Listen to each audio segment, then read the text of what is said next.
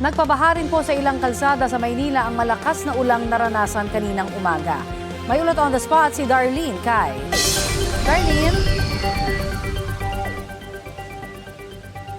Connie, hanggang ngayon ay malakas yung buhos ng ulan dito sa Maynila kaya hindi nawawala yung baha sa ilang lugar tulad dito kung nasan ako ngayon sa Taft Avenue sa bahagi ng United Nations Avenue. Katulad po ng nakikita nyo ay baha pa rin dito.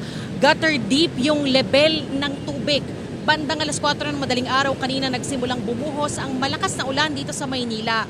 Nagbaha tuloy sa iba't ibang bahagi ng lungsod gaya sa Taft Avenue, Mabini Avenue, Calao at United Nations Avenue. Nagdulot ito ng mabigat na daloy ng trapiko sa Maynila. Hanggang sa mga oras na ito ay may gutter deep pa ring baha dito sa Taft sa bahagi ng UN. Walang magawa yung mga residente at commuter kung hindi lumusong sa baha. Pahirapan din ang pagdaan ng mga maliliit na sasakyan, motorsiklo, tricycle at mga pedicab. May mga kawani ng DPWH na nakaposte rito para mag-declogging para masigurong hindi magbabara ang mga kanal na kung sakasakali ay lalo pang magpapalala sa baha rito. Narito po yung panayam namin sa ilang mga residente at commuter kanina. Sobra pong hirap sa mga ganito sa amin na pumapasok po sa araw-araw. Mahirap po. Dahil marami pong dalang gamit tapos malakas po lagi ang hangin. Tapos lagi po nababasa yung suot. Tapos pwede rin po magkasakit dahil dito po.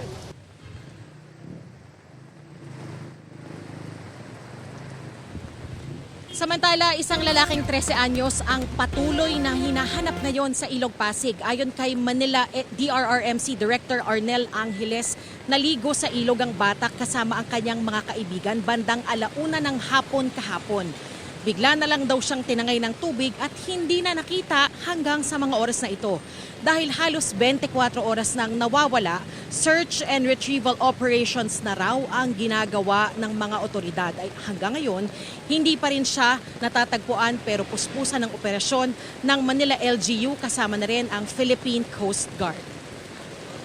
Connie, kanina lamang ay inanunsyo na ni Manila Mayor Isko Moreno na sinususpindi ang lahat ng afternoon classes sa lahat ng antas dito sa Maynila.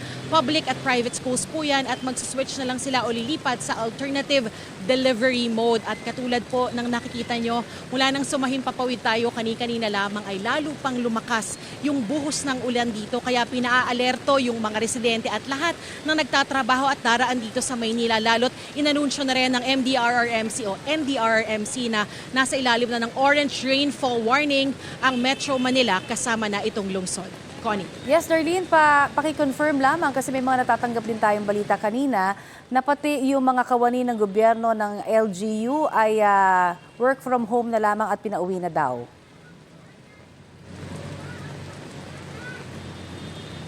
Connie, patuloy natin kinukumpirma yung impormasyon na yan pero nakakausap ako ng ilang kawani ng gobyerno kanina na uuwi na raw dahil sa hindi na nila maabot yung kanilang pupuntahan yung sa Manila City Hall dahil nga baha na dito sa ilang bahagi ng Maynila tulad dito sa kinaroroonan ko sa Taft Avenue at UN. Connie. Maraming salamat, Darlene Kay.